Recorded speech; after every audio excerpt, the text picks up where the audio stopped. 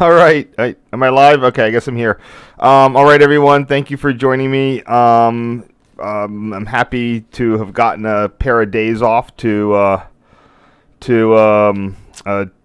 back-to-back days to complete another set from my 2006 series, which we're rapidly heading through here. But I'll probably continue on to at least do the 2007s before I really start duplicating effort. This is a follow-up to the previous Caltrain head-end video photos, head-end, rear-end, rail fan window, whatever you want to call it, up and down the peninsula. This is the reason. So this was in 2006. I was in a new. I was a few months into a new job, and they were nice enough to send me to my first industry conference out in San Francisco. Sort of turned out to be a dead end in what I was doing. They were on a different project at the time, and I caught the tail end of it. But it was nice because not only was it an all expense paid trip out to the Bay Area, which wasn't quite as expensive as it is today, but also I had ample time to. After the stuff was all over, I had ample time to run around and ride transit when they weren't whining and dining us, which was definitely fun. So hopefully today's thing will move somewhat quickly. I have the previous set of photos all ready to go, and I think most of the file names are appropriate. We're finally getting into the part where I had that down a lot better. So that's going to relieve a lot of the dead air. And I was going to say, like, oh, today I do this part and tomorrow will be the other part. But things are going to be mixed up a bit. I was sort of riding in and out and all over the place. So I can't really say that any of the part 1 or part 2s are going to have specific themes. But anyway, I will get going here. Not a ton has changed in San Francisco in the last bunch of years. They are starting to get some new LRVs out. They have opened the T3rd, and Caltrain's trying to electrify. But compared to a lot of other systems, there's not a lot that's really vanished out of the San Francisco in the last number of years. So one thing that did vanish, however, was the really nice fare policy that the Bay Area, the MUNI, used to have. There's two things that used to work that don't work anymore. By the way, this is just a picture of an El Taraval, LRV. So these are made by Breda.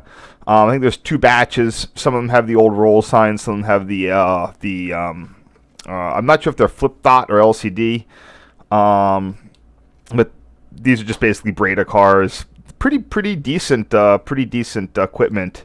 Breda has a bad rep sometimes, but they did a good job with this equipment, especially since it has to serve both high floor, low floor, automatic train operation. I mean, these had everything, and they've worked really well for quite a number of years. West Portal is where all the lines except the N come out of the Twin Peaks Tunnel and split off to go towards the Pacific Ocean. The L, the M, also not the J. The L, M, and K come out of here. The J goes overland, and the N goes through the Twin Peaks Tunnel. But anyway, I was talking about, I was going on a bunch of different things there. Breda equipment's not half bad. And there hasn't been fare instruments. That's the one thing that's changed. What I was able to do back then was that San Francisco sold a really affordable weekly pass, and what they tended to try to put tourists on for the day pass and everything and they still do, are really expensive things that include cable car rides, and like a day pass is something like $13 or $17. It's pretty ridiculous. However, you could buy a weekly back then that cost only like $15 or $17. Now, monthly, is quite a bit more. The weekly would cost that, and in theory, you could ride the cable cars for just an extra $1, but they never cared. So you could just flash your weekly, and off you would go to, and you'd be off to I think I paid like $1 or $2 over the entire course of the the entire course of the week there.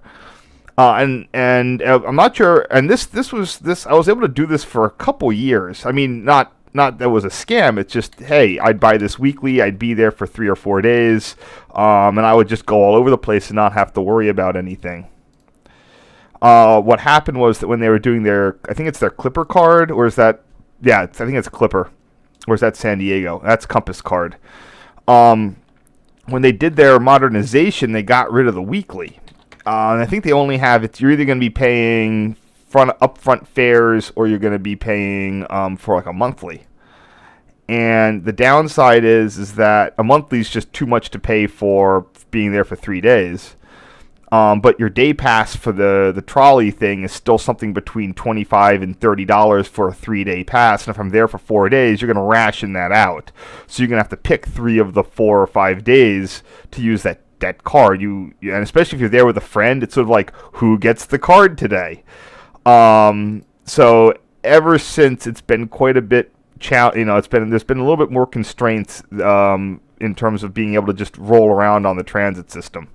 By the way, here's some nice. You'll notice that all these MUNI trolley wires, that they are set up as traditional trolley wires, but because they need to support the historic fleet that uses trolley poles. But to support both that and pantograph operations, you'll notice that every time there's a wire frog, the diamond cross over there, all over the place. This is almost a grand union going on here, where all the lines split off. They have these little metal guards that take the pantograph away from the wire frog, so it won't catch anything and get hung up. So that's a pretty nice adaptation there that lets them run their historic equipment, but also use a traditional trolley wire type system. I forgot to switch over here to the zoom to show you where we're at right now. So if you got on the terrain map, what San Francisco looks like today before it slides off into the ocean, is that there's you have some plains and a central spine down the middle, and that's where you have all of everything has to sort of find a way to get over this central mountain. West Portal is located, as you might expect, right there. It's only the junction between the K and M and the L, so that's why there isn't like a full Grand Union with a different third line. The other split is a little bit further down, and it's all good. So anyway, the first issue was the major change is that you can't buy that weekly. The second thing you used to be able to do, this is when they said that when the passes were all sort of a tamper-resistant paper.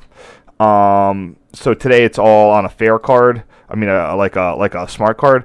But then it was still paper passes. And one thing that was when I went, I forget which convention or whatever I was there. I'd already bought a weekly, but someone pointed out that monthlies are good for the first 3 days of the month. So what the commuters and whatnot do is they throw their monthlies away. So for those 3 days, you could just go through the trash cans and you could find monthlies. And the monthlies were flat out acceptable on the cable car. Those would automatically get you on the cable car. And I think they still do. That's a little like a locals discount. So regardless of whether or not I might even be asked to pay the dollar, for a couple of the events that I went to the Bay Area, I would just, I think I did it. I was that one year that I the guy who showed me how to do it. There's a lot of free livers. Again, today it's overrun with homeless. But back then, you still had a lot of it was still somewhat affordable for like a Cosmo Kramer type of hippies that could scrounge out a living. They could live their best lives and still have a roof over their head, but keep their costs low, and their pot, in their pot amounts high, or they could keep their costs low and themselves high. So here's what's going on. Here we have just an example of the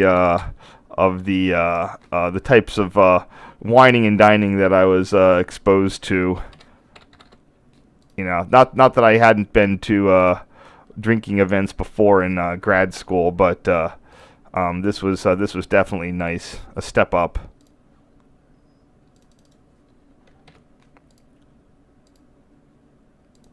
Not really a train thing, but I kept it in because it helps me remember what's going on. I saved this, yeah.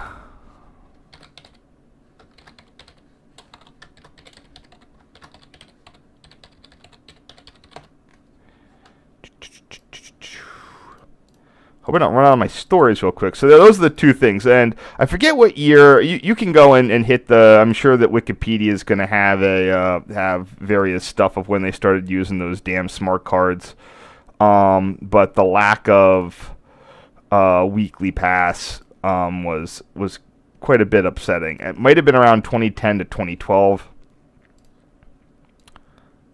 So here, like I said, I did say that all the cable cars are generally, all the cable car photos are going to be reserved for their own set. So there's going to be 3 sets. You saw the Caltrain one. This is the MUNI one, and then I have a whole separate set of photos for cable cars. These few shots were kind of mixed in, and I didn't really feel like pulling them out. And then people are going to ask, like, if you have a set of San Francisco photos, where are all the cable cars? Well, okay, fine, they're here.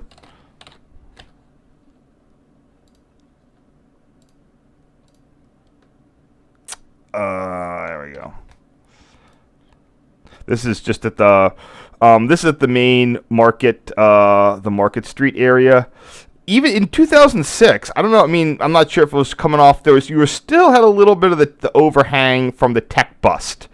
The tech sector really didn't get going again until like 2012. Today, the line to board a cable car at this location is exorbitant. You have to get up at 6, 7 o'clock in the morning to be able to just do a walk-on.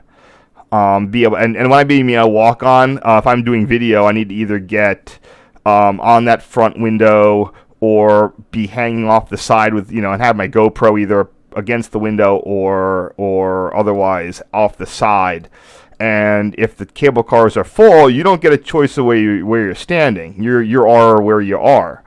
So to get, and I mean they're just, and then all from 8 a.m. all the way through. Now again, this is pre-COVID. I have no idea what's going to be, what it's like right now, or how the tourist situation in San Francisco is going to increase. Last time I was there was 2019, but in 2019 it was absolutely packed.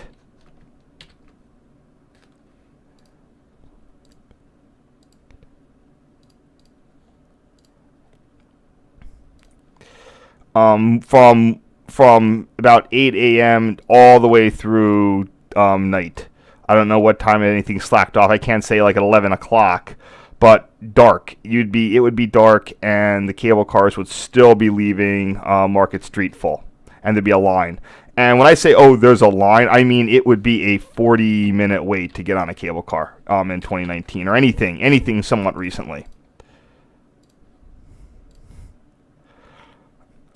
I had been in San Francisco reliably up through 2012. Then some policies at work changed that made some certain conferences more expensive to go to. Again, these are all just cable car stuff, turning on the turntable, whatnot. I'll go into cable car things in my next video, more details. But it just became a lot harder for me to go to San Francisco. I can't remember if. I'm sure I was there a few times in like 2015, but there was a couple years where I wasn't able to get out there, and it was in 2019, and then suddenly I missed. Oh, then COVID happened. You can see here there's already a line, but the line here wasn't. This wasn't that bad, especially in this part of the morning. They would clear the line with this cable car. They're letting it roll out from the turntable, and then they'll load up and off they go. But again, that's for another talk.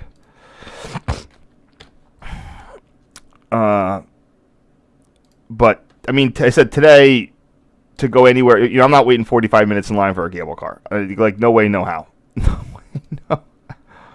No, that's the Prime line, the one that'll go to Fisherman's Wharf or the Beach line, which will go up past Lombard.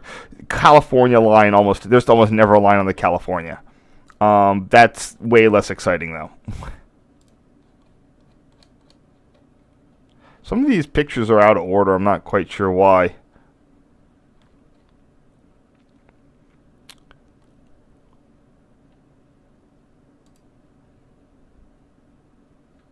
Ugh.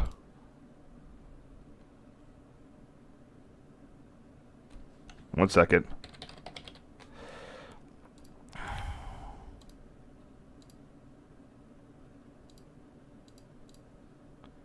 Took a bunch of Oakland Bay Bridge ones, but not this one, apparently.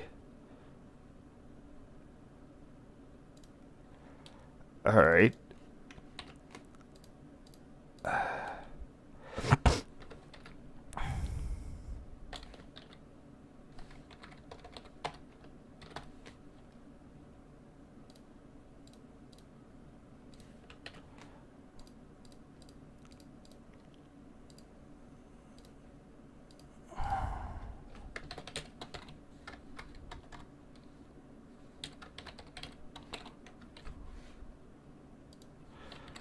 So not all the file names are done for me.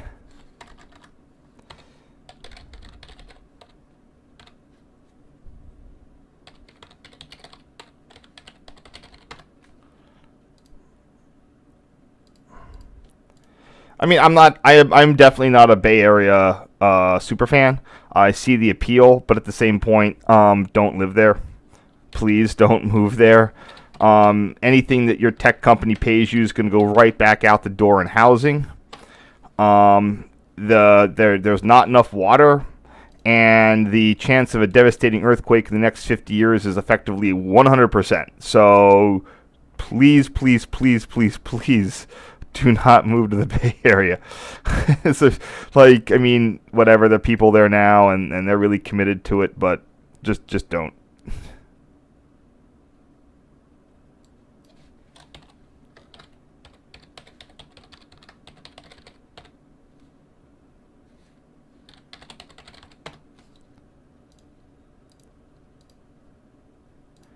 God, I don't believe how many all the people we need to build more housing there. Like, no, you people do not need to be there. It's going to fall into the ocean. Like, it is unsustainable. Completely unsustainable. All right, here we are coming up to our first. Why are these all out of order here? MUNI one's a fantastic collection of historic PCCs. They're not like PCC 2'd where the guts have all been ripped out. A lot of them come from Philly. If you're ever in San Francisco and you notice that your PCC has windows that are effectively those that you'd find in a school bus, those are SEPTA cars, because SEPTA re-windowed all their PCCs with literally windows that you'd get out of a school bus. They go between the Castro and Fisherman's Wharf. I think they were trying to open a line that would go down to 4th and King, the E line. I don't know what's up with that. It's sort of been this perennial, like, on again, off again idea. And I don't know what's up with COVID. I'm assuming that that they're going to be able to. I feel like San Francisco is likely going to rebound once China gets over it's whatever it's trying to do over there. A lot of the tourists were Chinese. Nothing wrong with that. I mean, hey, we don't have it's good to balance out the trade deficit. But with everything that's happened, I mean, well, I think a lot of the flows coming out of China are either going to be asylum cases or, not much because of their COVID protocols. You got to until they get out of COVID mode, I don't think the tourists are going to be as busy as whatever. All right, rolling up the next thing. Let's see if we have any questions here. Oops, wrong one. Oh man, it's a lot of stuff.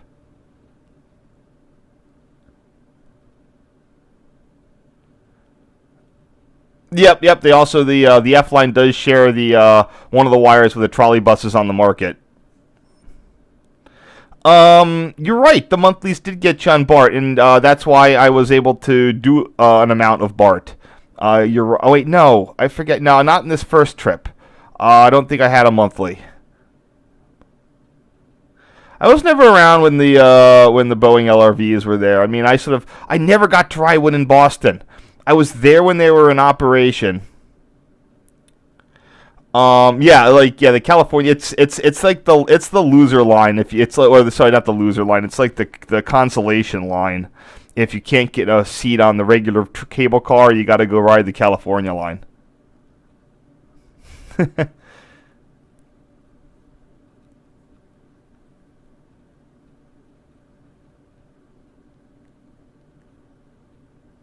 Oh yeah, yeah, no, it's all right. I don't.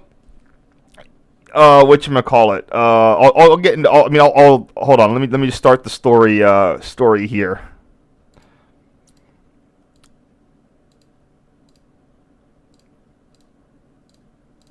So this was taken outside my hotel, which was at I think 8th and Market, which is where Civic Center is. That's well. Hold on. I mean, you're gonna. I'm sure that you're gonna. I'm sorry that I don't have the MUNI stops. It's Embarcadero, Montgomery, Powell, something, and then the station I would get off at. And I'll tell you why. So all the events I've been into have been downtown. Mostly at the convention center, sometimes at a hotel near the convention center, once down at the Hyatt Regency. But for the first number of years, I would, let me see here. It wasn't Civic Center. It was one beyond. Which one is that? No, it wasn't Church. Maybe it was. Yeah, it's got to be Civic Center. Okay, yeah, you're right. Because I would get off here at the hotel. I would go to what's now labeled as the Hotel Whitcomb. My friend was quite gassed at this. I would find a hotel, and in 2006, like it was some skeezy homeless people and stuff out, and I would walk because I don't even know why. I think that I don't know what it's like. Maybe I didn't want to wait for a trolley or whatever the reason is, but yeah, it's that part of Market Street that's all run down, and I don't know how it remains run down, despite the fact that it's like at least when I was there in this day and age, and for the next bunch of years, you would like all these rundown buildings on Market Street, and it's like the real estate value at these places are absolutely ridiculous. Like, how are these anything?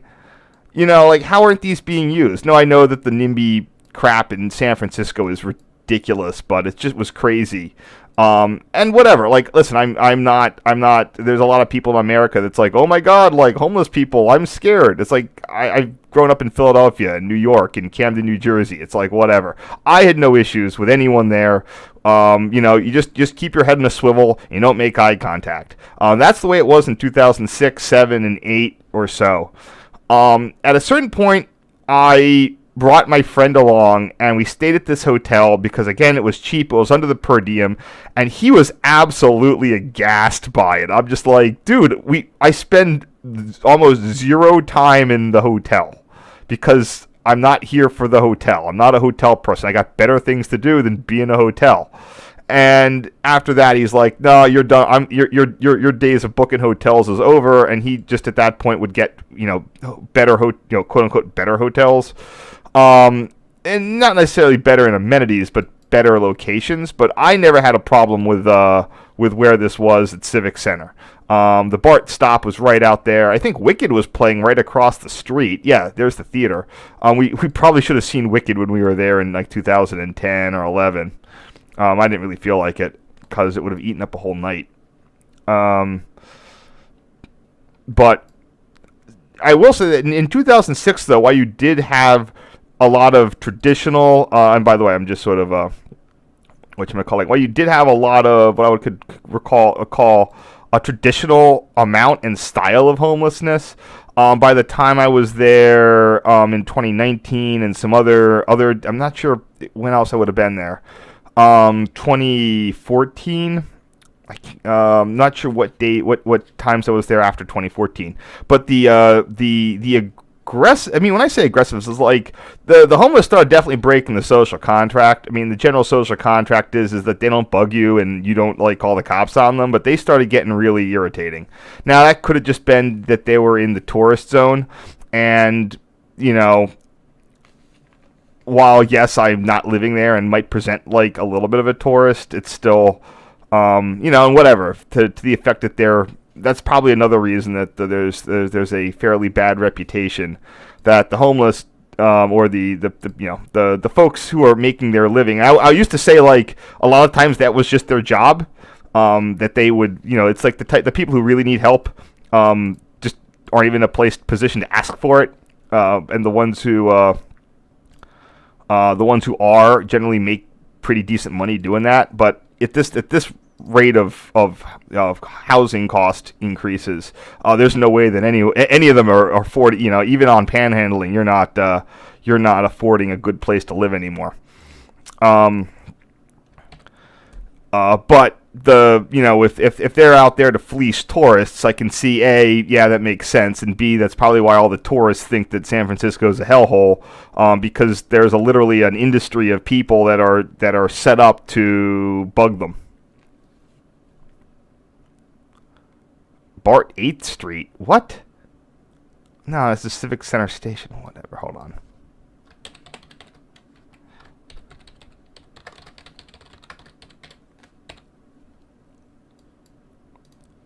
So I guess some of the file names I'm going to have to change. But when I was there in 2006, 7, 8, and whatever, staying at that hotel, it really wasn't a problem. Wait, whoa. Oh, no. Damn it. I screwed up. Okay, 1 second.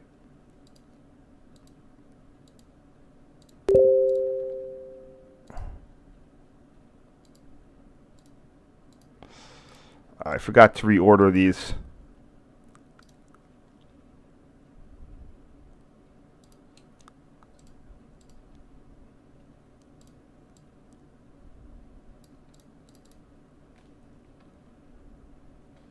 Yeah. Sorry, 1 sec.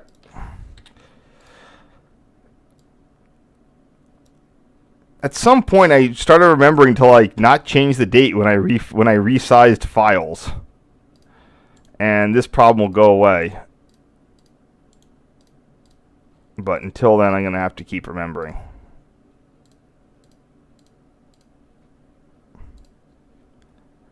Yeah, there's the one I just did. There's that, and that, and that, and that. Oh, boy. Well, what I can always do is put this in, and then resave it so the date gets changed. Alright, sorry about that. Yeah, I definitely had. This is one of those things where, again, if I'd had with today's level of cell phone, of camera phones, smartphone cameras, you can just do absolutely fantastic night shots, as a matter of course. But for this thing, I was definitely in a position of having to mount the camera. Like you can see, I put it on the ADA ramp there to get the timed the timed exposure necessary, so it wouldn't be all blurry.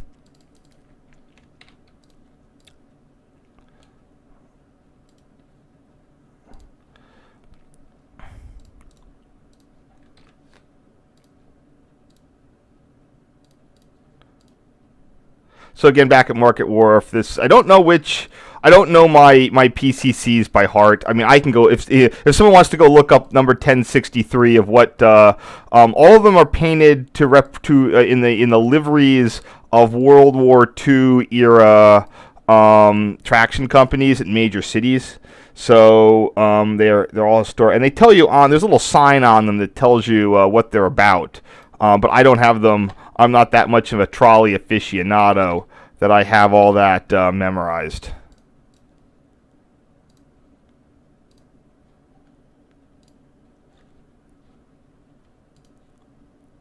Oops. What the heck's going on here? There he is.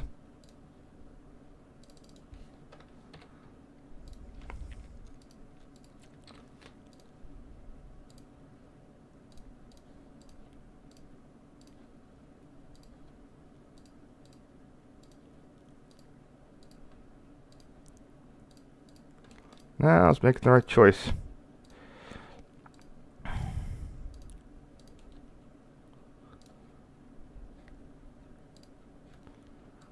Oh, it's Baltimore. Duh. Now, I might take a little bit of issue with this. I mean, lived in Baltimore for many years. I mean, I still live down there. And I was a frequent attendee or a annual attendee of the Baltimore Streetcar Museum. I need to go back. I haven't been there in quite a bit of time. I mean, I gotta talk to my friend Bob about when he might be going down, or some other people, to find a good day to go down there. I usually would go in December when they had their Christmas stuff on. Anyway, that is nowhere close to the right shade of yellow. Baltimore is definitely a more school bus yellow. That's like a neon construction vest yellow. That's not even close. So I mean, listen, they're not. I mean, they got to work with the paint that they can get, but still, that's not the right yellow. That's why I couldn't tell what it was. Ugh. Whatever. They're doing the. I mean, I'm not really. But because they have some other ones that are that bright yellow, the daffodil yellow, and because Baltimore is definitely supposed to be different. Here's one quick, not so great photo I got of City Hall. Nice City Hall. And they went through a really big thing of seismically isolating that. So City Hall is like the one building that's. I mean, there's a lot of buildings that are fine now. They've managed to seismically retrofit them. But City Hall in particular, it's on a raft of. It's on a raft of like rubber and springs and everything. So that's not going anywhere. Here we can see Market Street with the dual trolley bus wires. Also know that there is quite a high proportion of regular people to homeless people. You can still see them about, but it is nowhere near the tent camp that you get there today with the sidewalk defecation issues. And again, that's mainly that's a major issue of your of the rapidly when cities went from yeah, see, there's your homeless camp. It's literally there. It's that what do you call it? Paradox? I don't know. When urban areas absolutely collapsed in the 70s and 80s, what you were left with was just this 40, let's say 30-year time frame where housing was effectively free, even with the decay. Anyone with you could go collect bottles and live in San Francisco, and then a lot of people were like, wait a minute, that those areas are desirable. And over the last since around the mid 90s, all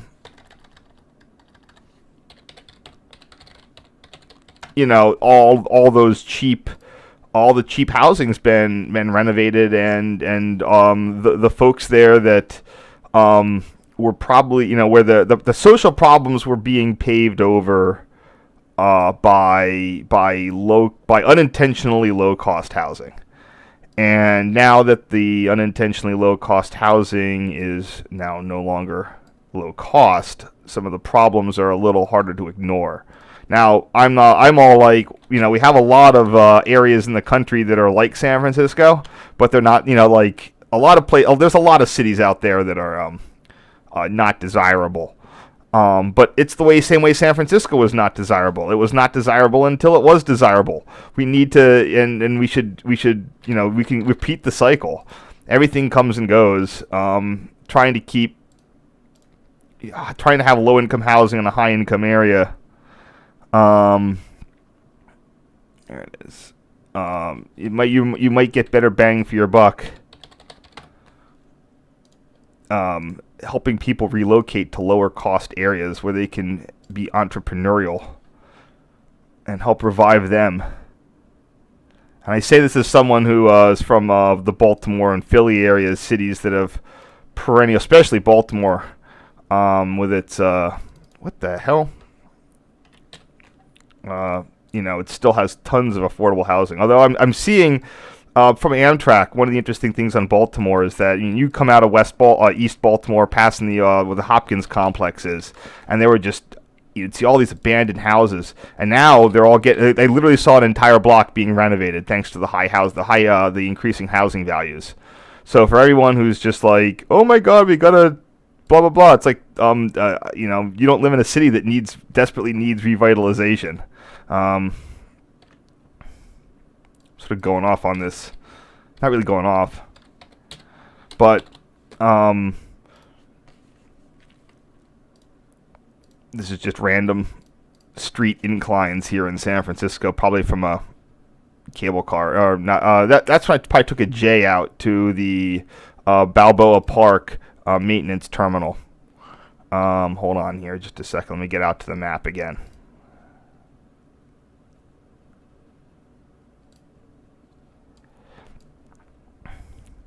Yeah, see all this. It's amazing how they've been able to fit these sorts of modern day car barns into these just absolutely like microscopic parcels of land. Well, that's cool. Looks like they totally redid the junction there for higher speed turnouts. Wow. They put in high speed turnouts for the access to the car barn. I wonder if they did that anywhere else. Yeah, this is like the newest old school trolley barn that exists. I'm sure they have another one on the T3rd, and I'm not sure where any additionals might be. I think it's just here on the new one they built on the T3rd. Anyway.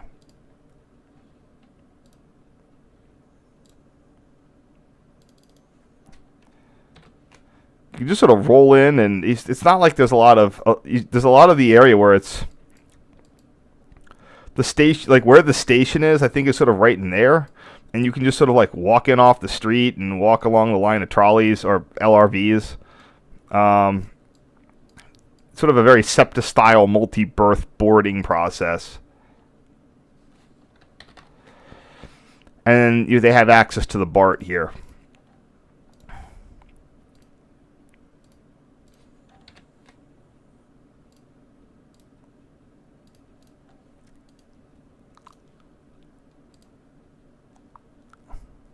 Now here we have the main yard seen as best you can from across from the platform area.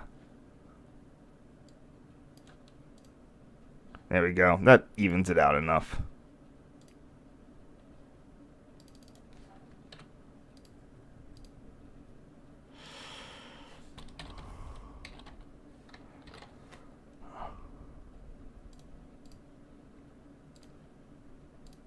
Yeah, I really like these Bredas. I know that they're, like I said, I'm not sure. I forget when they first came in. I thought that they're like, that seems odd that they're replacing them so quickly. But then I was like, I guess they have been there for quite a while. Or they were doing fleet expansion. I'm not sure which one. Ugh, that's sort of soft and blurry. Oh, did I just delete that one? Okay, I'm happy with that. All right, leaders.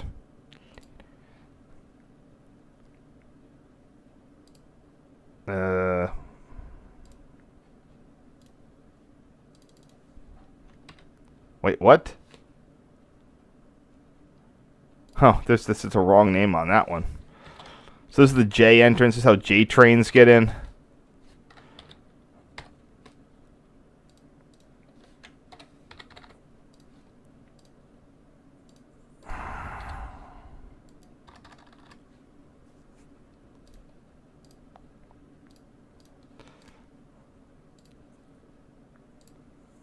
And yeah, I was trying to think of how I was going to be able to straighten this one out.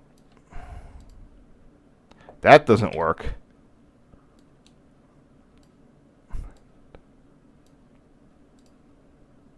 Nope.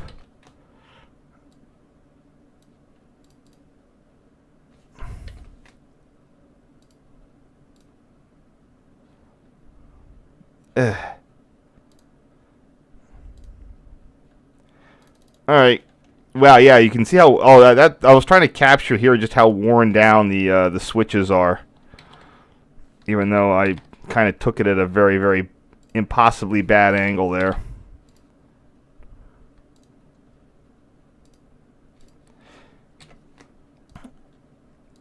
are they just immune to derailment, or do they have to do a lot of maintenance on that? I don't know. All right.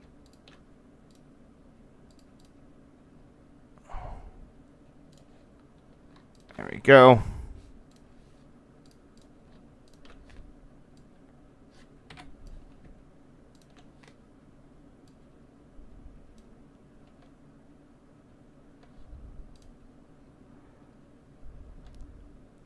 Yep, got some more Caltrain going on. Like I said, I did a lot. I did like a real potpourri of stuff. This trip. Didn't ride any trolley buses though.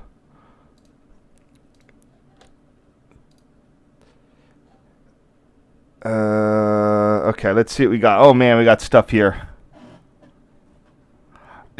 Regarding market, at the time, like just all the buildings, like I think that when I was there, at least in 2006, that Market Street corridor, adult industries would be a step up. Everything was just boarded up. Like, is someone just sitting on those buildings? Because why wouldn't Again, this was like before Twitter moved in, etc., etc. But you would just think that all of those buildings would have stuffed tech in them.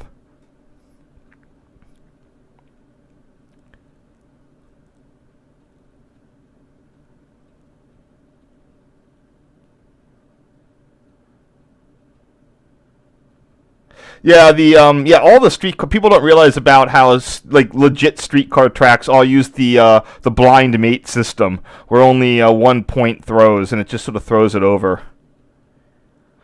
I don't think Brookville is they're not Brookville's not AC driving them like they did with the PCC2s or those new Canal Street ones down in New Orleans, which are just brand new. I know there's this whole thing of like, I hate gentrification, but there are so many. I've just come on this thing that like I have this optimism that a lot of cities, any city could be great. And the history of this country you went from nothing to boom towns to a decline, but everywhere you go, it's where people go is where things improve. San Francisco and New York used to be, like violent hellholes. Then people moved there because it was cheap, and then that made them better. And if every city in the country was amazing, I would say, yeah, that's an issue. But like, Cleveland, Cincinnati, Detroit, Rust Belt stuff, all those could use major inflows of people. They're not hot. They're not going to get the yellow fever like you're going to start seeing in the South with climate change. They're cheap. But like, I'm afraid of snow. I don't want to go there. It's not trendy enough. And it's like, well, stop complaining about, either pay up and get all the trendiness or go make your own trendiness in a low-cost city. That's what made them so amazing. Low cost. You need a low-cost city, though. You can't artificially make the high-cost cities low cost. That just leads to all sorts of problems.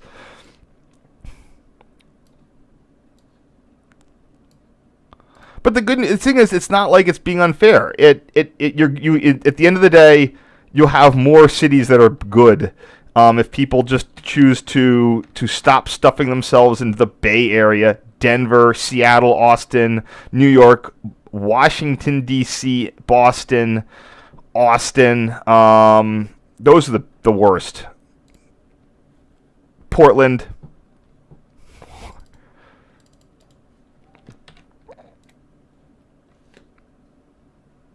But the local activists will just bend over backwards trying to stuff more and more people in the cities that don't need help. Oops. While the Phillies, Baltimores, etc. Hopefully less so Baltimore. I'm really jazzed. I don't know how I just noticed it, but on my last NEC trip, Chester, Pennsylvania was filling up with development. It was amazing.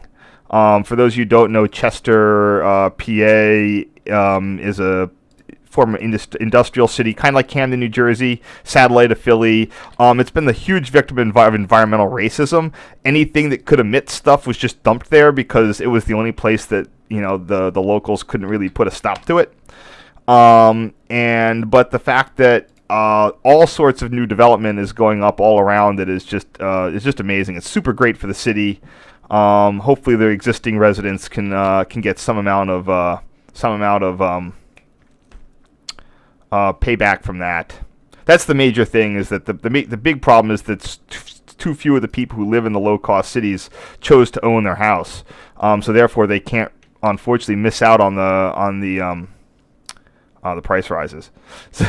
Anyway, back to Market Street. Here's some wonderful views of the fantastic trolleybus diamonds here. A lot of stuff you got to do with insulation for these. Unfortunately, Boston just ripped down its trolleybus network. Hopefully, the Bay Area won't get into the thrall of, they're not going to work very well, battery electric buses. Hey, let's go use a ton of resources for rare metals, upending all sorts of,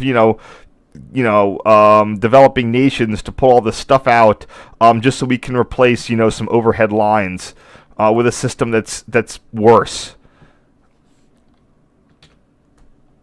I don't know where this is. What exact street?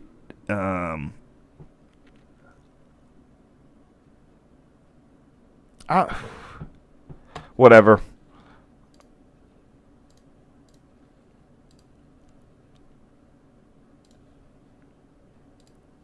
And man, I bet this looks like an old AM General or something. I don't know my trolleybus stuff. Now, technically, trolleybuses are rail transportation. Not only the FTA considers them a fixed guideway vehicle, and therefore they get their funding from the rail pool at a higher rate. Also, it was generally decided on rail fan forums in around 2000 that trolleybuses would that rail interest forums would follow the lead and accept trolleybuses as rail transportation and not bus transportation. Does anyone know what kind this is? Because this looks super old. Maybe I can find MUNI. Hold on, I did pull up the Wikipedia page on MUNI, so maybe they'll have some trolleybus info. I did have it up. Here we go. Cable cars. Wait, there's got to be sub. Okay, here we go. MUNI fleet.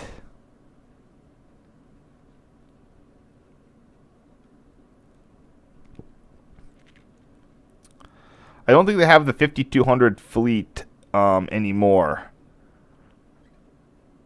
But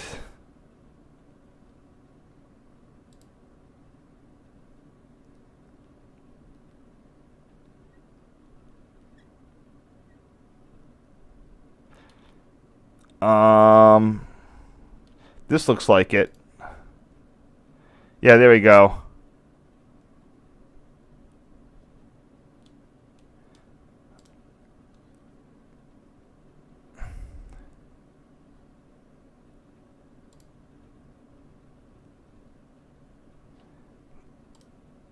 Let's see.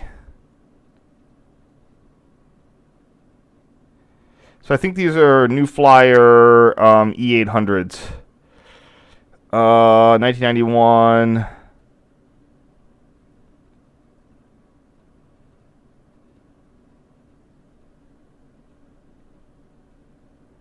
Sorry, I'm trying to figure out. That looks like one of these, but I'm not entirely I'm 100% sure. Yeah, 5017, and this is 5300, so that would definitely be one of... See, that's what I missed out on.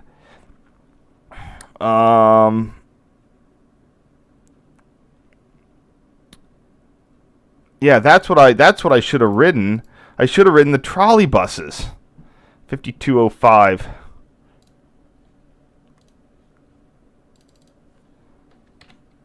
Oh man, I mean, that's what I didn't realize the value of the trolley buses. So part of the issue is just that you get into the whole bus system. It's you get the same issues with streetcars, but compared to the MUNI, the other MUNI stuff, getting on, trying to figure out where the hell does this go. That's the other thing. It's pre-smartphone. I had no way to do navigation. You'd have to look at. I didn't even have a laptop. I had to use. I didn't have a laptop on this trip at all. So I either had to do occasional. I had to use the internet kiosks at the. I had to use the internet kiosks at like the conference in the hotel. So I was disconnected for a lot of this trip. It's something that's hard to remember. But I was basically like checking email every so often, and I had no other. I don't even think I had a cell phone on this trip. I was a very, very, very late cell phone adopter. I might have had one. I had an odd cell phone system for a while. 54, 60. Yeah.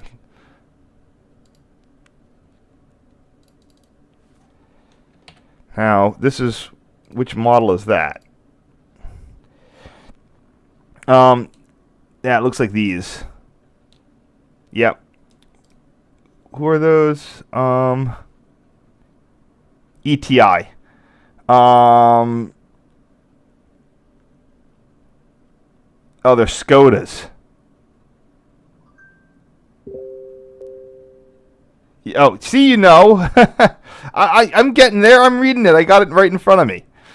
Wow, they look old. For something that was new in 2001 to 2003, they certainly look way older than they present older than they look. They replaced the prior Flyer E800 fleet. Blah blah blah. The MBTA was 2,000 miles. That's awful.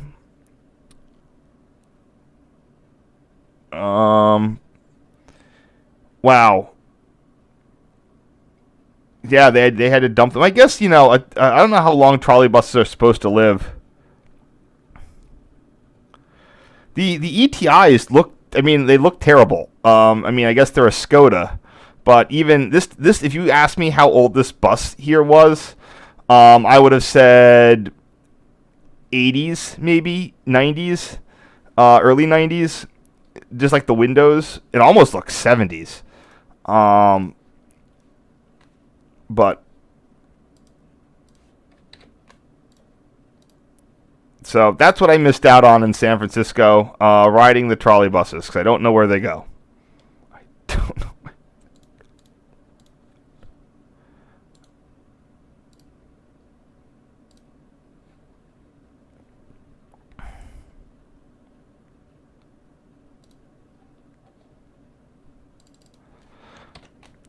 One funny California-related, San Francisco-related story.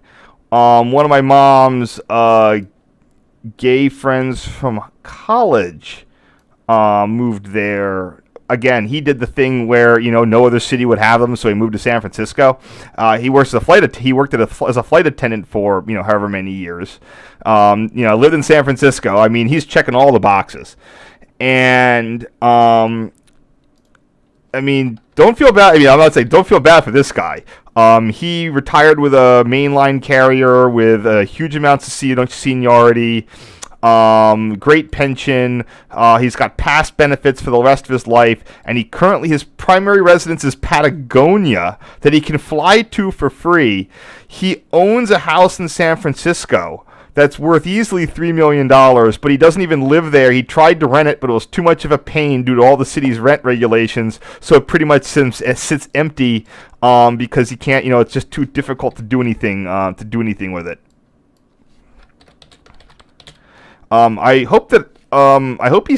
assume he's still alive. I should try to find out how to get in touch with him, just to make sure, because I would hate, I've got to have his email somewhere. But that's the whole point. That's the success story. That what sort of wealth is someone moving into San Francisco today going to generate? Anything? Not the returns that the people that moved in saw. because it's already monstrously expensive. But if you move into Detroit or Cleveland or wherever in 20, 40 years, you could buy a house for $50,000 or less and then make bank by improving the community. This is not supposed to be a housing rant, but it's just sort of people don't see the history of how today's cities got the way they're at, and don't realize that process can be repeated all across the country, so that the areas that might feel left behind are slightly less left behind. Wow, so here we have Caltrain Class F40 PH number 900. Caltrain's doing its electrification thing. I was sort of feeling a little bad about, like, no, I mean, I don't, not bad about the electrification, but I was just like, man, it's a shame, all their current equipment, I was actually thinking that they should put more money into going, loco hauled, push pulled, because their gallery cars I thought were new, but I think they were built in the 80s, so I guess they are getting close to that 40-year life expectancy. I hope that, my rule of thumb is, trying to get 40 years out of a fleet, is what you'd like to do. So if Caltrain was junking stuff after it was junking, diesels can go 20, rolling stock should go 40, electric locomotives and MUs should also go 30 to 40. So their diesels are they've gotten full value on the diesels. That's for sure. And I was just thinking about their gallery cars, but most of them they got a lot of them they got in the 80s. I think some of them are 90s though. I have to check.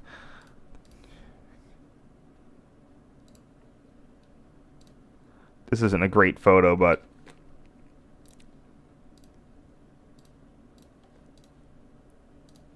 I'm just using the old names. There's no sense really replacing them. I don't know why I went down to 4th and King.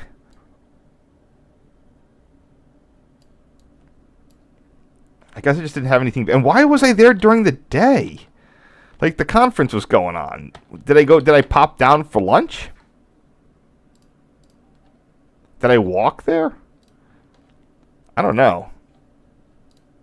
This wasn't on my way out. I remember I definitely came down, and hung out for a bit. Oops. I'm just using the original file names here. This is all at the 4th and King Street terminal.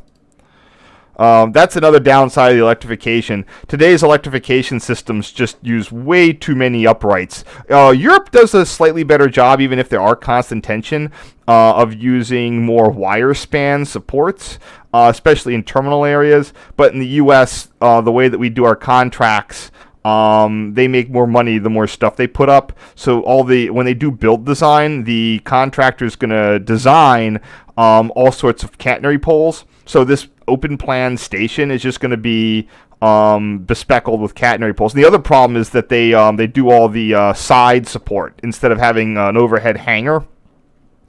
Again, it helps with the constant tension crap. Do you really need constant tension in the terminal area? Just go with dynamic tension. Here we have our 4th and King Street Tower. Now the question becomes, what are those searchlights? I should know which ones those are from last time. One side is, it's like ABC. Oh man. Is this 2019? No, here's 2019.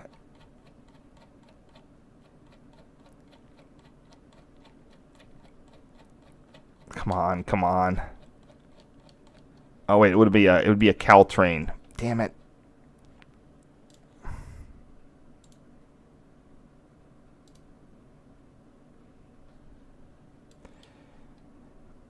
Just when I thought I was free and clear, I got hit by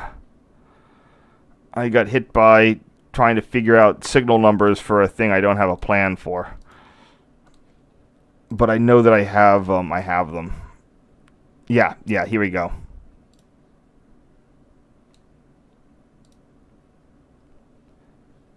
Oh, come on.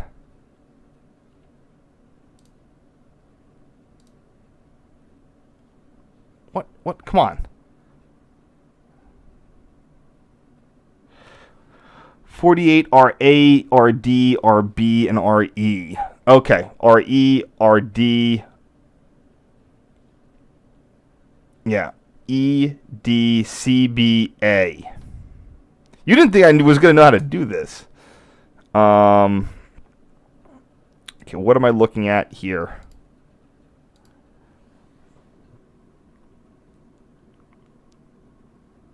No, there's a lot of tracks. I could try to count them. So the signals in front of each station at the 4th and King, I've been able to track down to being. There's like two. You have two levers that control like most of the switches going in and out of 4th and King, and they were labeled under one lever number and then with a lever number, and then they had a letter associated. So as you can see here.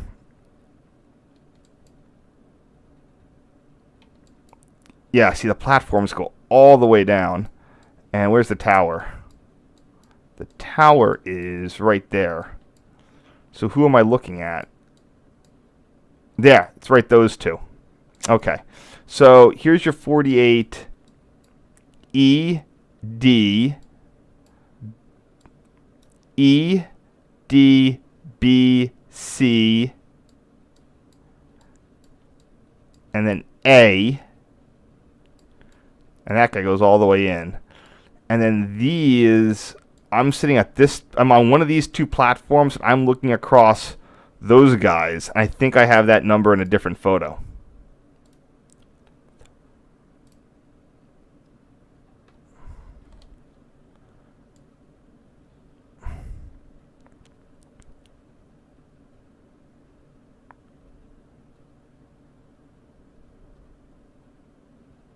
Here we go.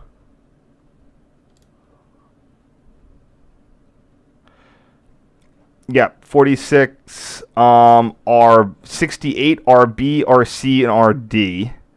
And that would be R, B, C, D, E, and I guess there's an F.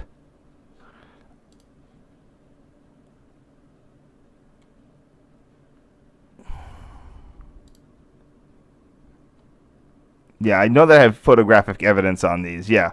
R, A, B, C, D, E. It's got to be an F. Okay, so now I can go back to my photo here. Look at those two. And I'm betting it's those guys right there. So it's A, B, R, C, and R, D. So 68, R, C, and R, D. Sometimes this just happens.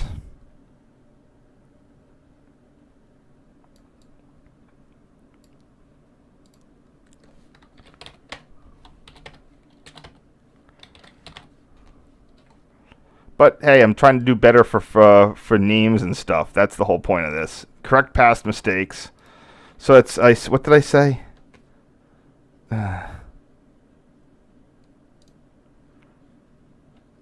A, B, C, and D. Yeah.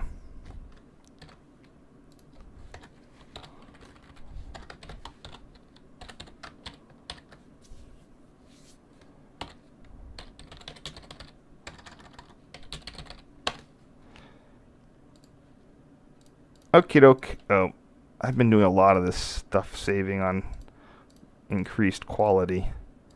Probably don't need to do a lot of that. Yeah. All right. Sorry for the delay there. This is a good photo.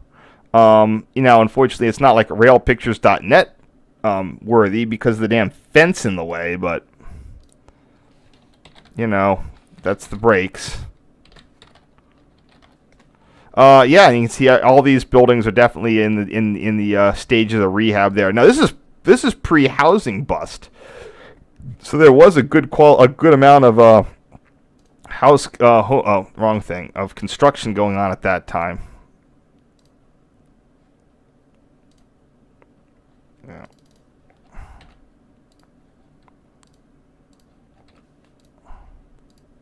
So the reason I mentioned that guy, I was there in 2008, and he was like, again, this is I will say before the housing bust, but he was like, you should come out and live here and buy a house. It's a great investment. I mean, in theory, it was a great investment. Hey, look, I was right. 68 RC and 68 RD. Or was that B? That was I off by one?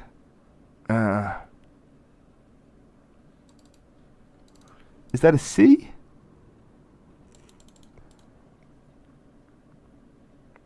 I gotta go back to that photo again. That looks like that's a C. Yeah, C is that, I guess that. Oh, all right. Yeah, sometimes they're not. You're right. The two wings are. This is a different lever number. Oh man, did I get that wrong? I thought that was 68R.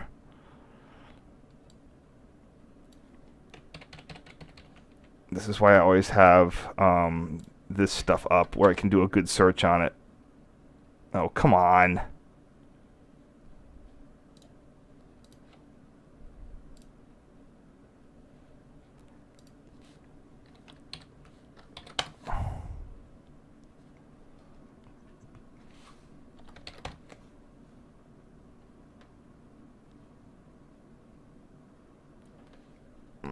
All right, well, maybe I'm wrong. I will move those up to B and C. I think that's actually correct. That one that I have there is not the 68 signal, because those are a different batch. If you look here in the overhead, this batch right here for 5 tracks, 1, 2, 3, 4, 5, these 5 tracks would be on one lever, and then this is a separate lever. Same way, because these 5 here do work it the same way. Or these 5 tracks, and then the center one here is, I think, on a different lever. So that actually makes sense. All right, so this is B and C, and that's what's backed up by evidence. So there we go.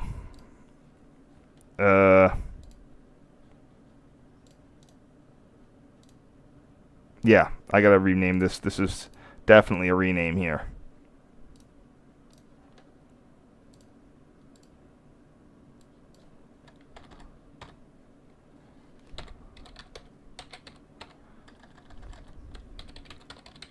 Oops.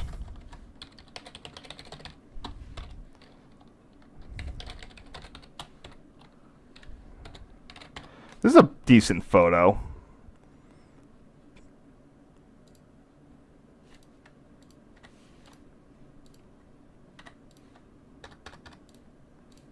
All right, there we go. That's not bad. All right, sorry for the the dithering there.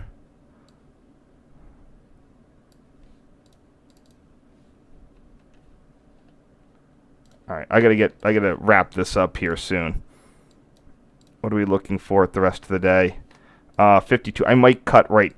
I'm gonna do a short batch, and I'm gonna do 3 more, and then I'll cut for the rest of the tomorrow, because we're already going a little long, and I've talked a bit.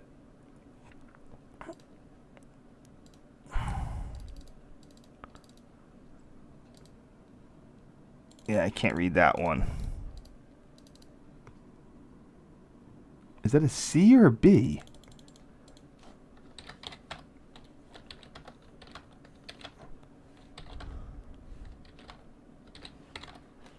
Bring this back from the dead. There we go.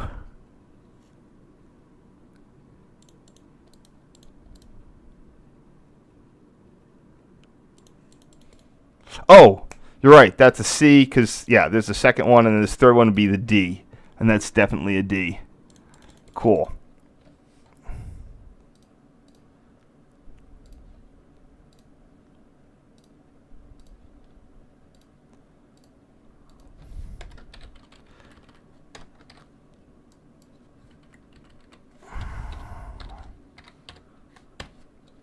Great.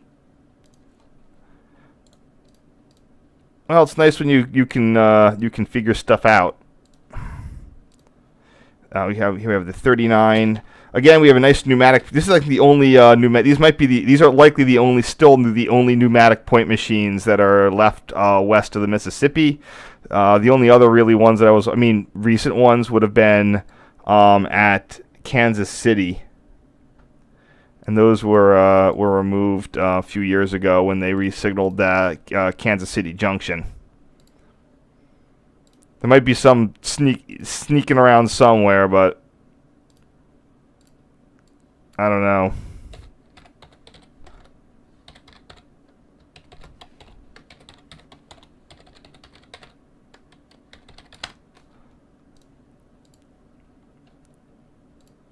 Okey-doke.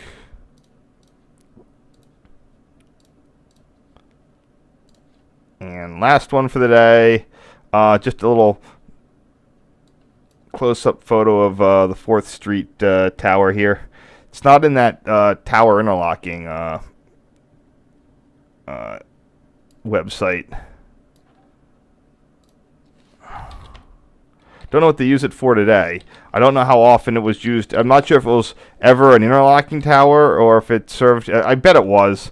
The S&P would have likely put the whole CTC machine for the line in there in the brief period when panel interlockings were popular. There we go. Oh, I guess this is... Oh, it's the rear of it. That is the rear. Okay, cool. Alrighty. Well, thank you so much. I'm going to cut this here because I can pick up tomorrow with a full load and get through that. So that won't be that bad. And let me just see if we have for questions or comments in the chat. What's going on here?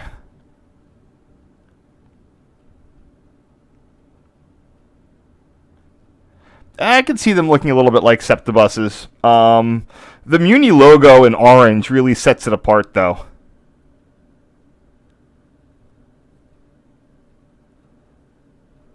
Yeah, it's a shame. I guess the logos were...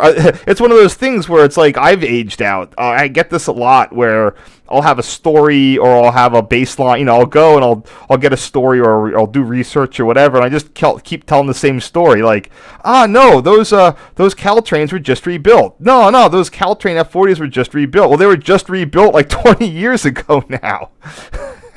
I forget when they actually were rebuilt, but I think it was around like the 2000s. They all turned into the F40 PH Cats and whatnot. But again, that's 20 years ago, and the diesels really needs 20. Can only go about 20 years before it needs a rebuild. I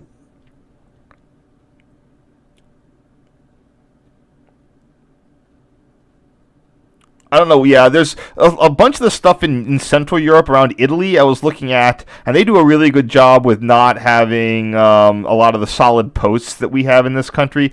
I don't know if that's, again, if it's just fraud or there's a maintenance thing or what.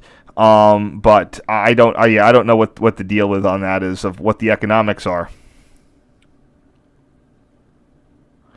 That's why the Denver RTD got a decent deal because they had a bank effectively frontlined it and kept. It wasn't just they didn't just have Parsons Brinkerhoff do the design. They're the worst. But they were able to, because a bank was involved, they were able to find people. It was like a public-private partnership where they put in a bid, and then the financial people got it in on budget. Yeah, I don't even know about all the new Central, the stuff there. A lot of these places, especially New York, it's complicated. There's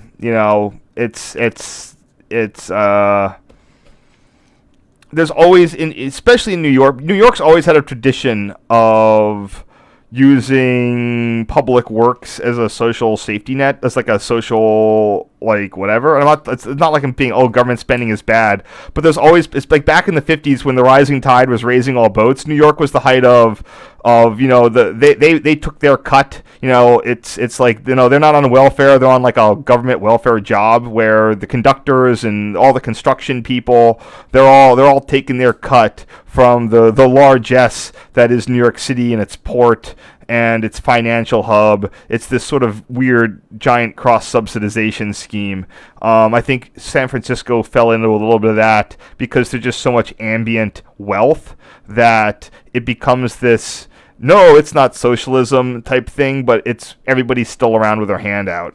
It's not their hand out. It's like there's always money. Everybody can take a little bit, but in both these places, because of the lack of housing, that doesn't even make up for it anymore. At least in the New York zone, that built the suburbs. So that's the same thing like in Philly.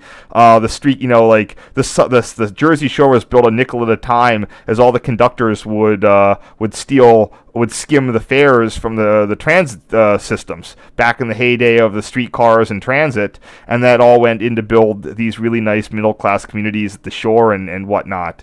And there were definitely periods of time where that was briefly sustainable.